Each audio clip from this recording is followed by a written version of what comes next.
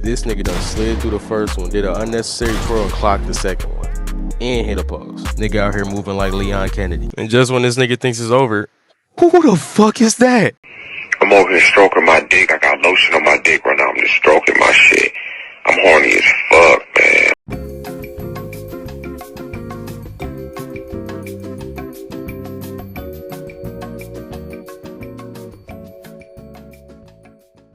Sometimes in life, we gotta realize there are some niggas that we cannot fuck with. This nigga being one of them. The way he was out here moving, he got me thinking that he's the reincarnation of King Von in anime. And he has all 60 of his dreads. You know them shits are like Sakuna fingers, right? What?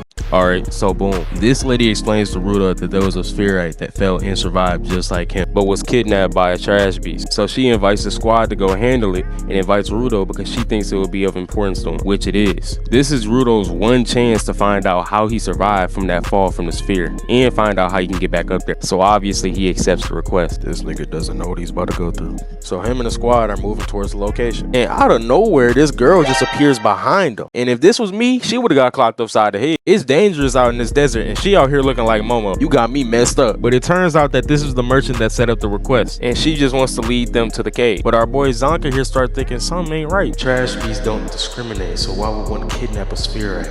Something not adding up. So they reach the building and see a dark figure sitting down. And before they can even process what's going on, this lady pushes them all towards the shadowy figure. How is she pushing all of them at once? And yeah, it was a trap. I knew we should have socked this bitch. Well, look what we have here. More trash niggas for the welcoming committee. I know you bum ass niggas not talking about us, right?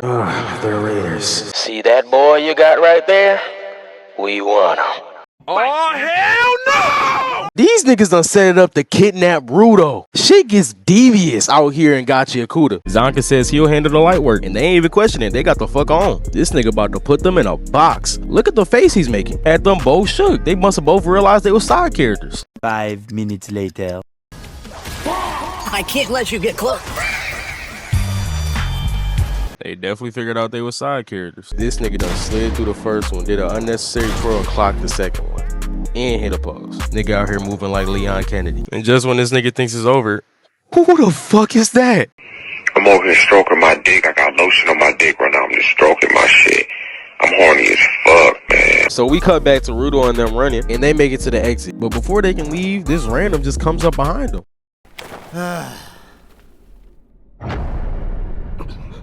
Dirty ass hair, short as hell. Yeah, that fits the description. You're that bitch ass spherite, aren't you? Look at this nigga's face. These niggas are gone. This nigga blows up the exit with his fist. What the fuck we got going on, bruh? So Grease speaks up saying, you not finna kidnap our boy Rudo, alright? And this nigga ignores him and starts complaining about how late he is. Would have been here sooner, but you know, ups and downs got all swapped around. That's my bad. Gave you so much time to waste. Look, this man is in a 3v1 situation. There is only 2 possible reasons on why he could be acting like this right now. 1, he is mad strong and knows he's finna beat y'all ass. Or 2, he's crazy. It's been a year, Daddy.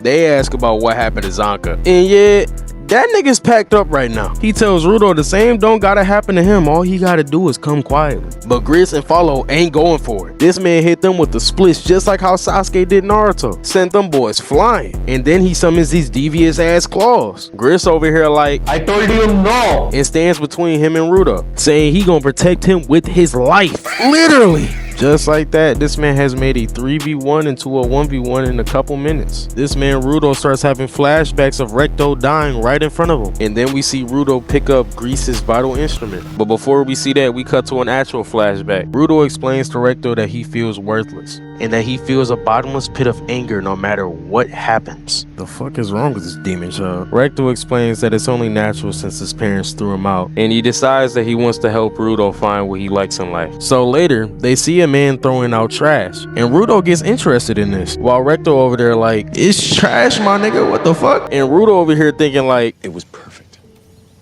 Perfect. Everything, down to the last minute details. I know this nigga is not crying over garbage. Oh my gosh, this shit's so dirty, it's so tough. So yeah, this nigga lives for trash. fuck we got going on, bro? So we cut back to the fight, and this man is using Grease's vital instrument as his own power. And this nigga looking hella tough right now.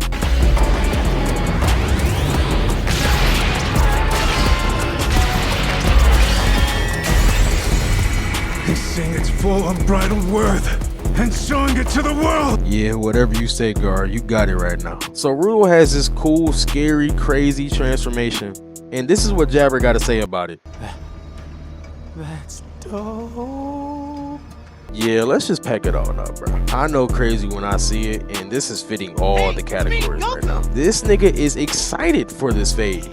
Let's rip each other to pieces. Jabber starts complaining that Rudo's just sitting there and not even trying to attack him. So he jumps back at him, trying to force him to fight. Man, don't be acting like that. I just told you who I am. It's your boy, Jabber. I don't even want to say nothing. Just look at this nigga's face, bro. Let's just continue. Jabber starts throwing attacks at Rudo, but are you even trying to hit him, my nigga? It look like you weaving your shit by barely moving. We find out that Rudo's powers are based on the interpretation on the vital instrument, and he believes this thing's supposed to protect anybody from getting hurt intentionally. Keep that in mind. So the whole time Jabber thought that Rudo was dodging, he really hasn't moved a single inch. It's been forcing him to miss. So Rudo uses this to force him into the exact spot just so he can... Oh, I'm hurt! Oh, my neck! Clock this shit so hard, it had that boy looking like a zombie. But this nigga starts cheesing from that punch. He starts throwing more attacks just to take more damage, and then he makes a smoke screen to make it so the eye can't see him. But even that doesn't work, and Rudo punches him into the ground. At some point, with him failing to hit Rudo at all, he gets knocked to a wall. And you would think this nigga's finally done, right? Hell no. This nigga is enjoying every last second of this fight. Out here looking like a smile victim. So he comes to the conclusion that anything that intentionally tries to harm Rudo will be automatically weaved. So you know what this man does with that information?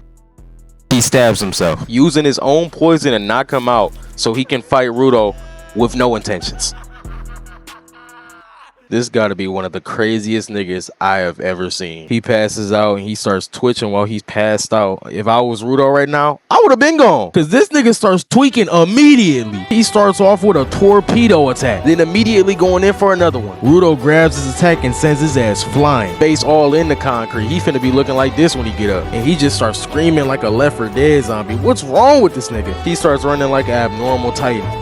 I know you see the reference. He throws a flurry of attacks at Rudo, and Rudo just dodges all of them, over here hitting a crip walk on him until he's able to open up Rudo's guard.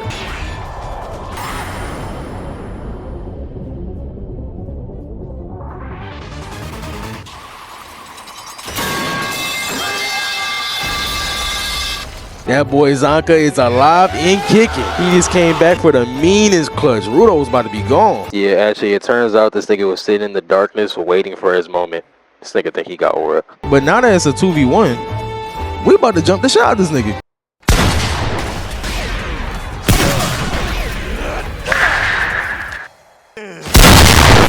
With no context, you would think these niggas was baseball players. This nigga has to be dead. There is no fucking way. How is this nigga not dead? He is supposed to be below the earth right now. That means not breathing and not moving. So how is he just gonna get back up and shake it off, acting like it didn't happen? He tells Zonka that only one of his claws has the ability to paralyze, while the other one makes you pain resistant. I'm not buying that shit for 1 second, because how is this nigga back up on his feet? He over there running with Rudo, happy as shit. But when he makes it outside, he sees the whole gang there waiting for him, and they get that get back immediately.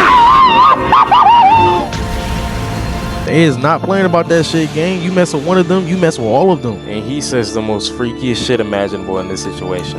Just look at this. Here I am, barely standing and vulnerable. Huh? Y'all looking at me like something you flushed down a toilet. What? Careful now. I can only get so erect. This gotta be that light skin shit. And he gets back up ready to fight, even though it's a 6v1. Until he gets stopped by somebody grabbing him from behind. They tell him that boss says he has to go back, and look at his reaction after hearing those words.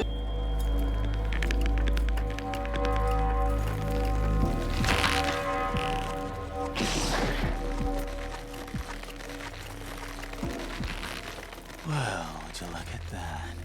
It got super late all of a sudden. I can't tell if bro smiling because he's scared of the boss or because he mad as hell he don't get to fight some more. But either way, it's still good. And before he leaves Rudo off with this.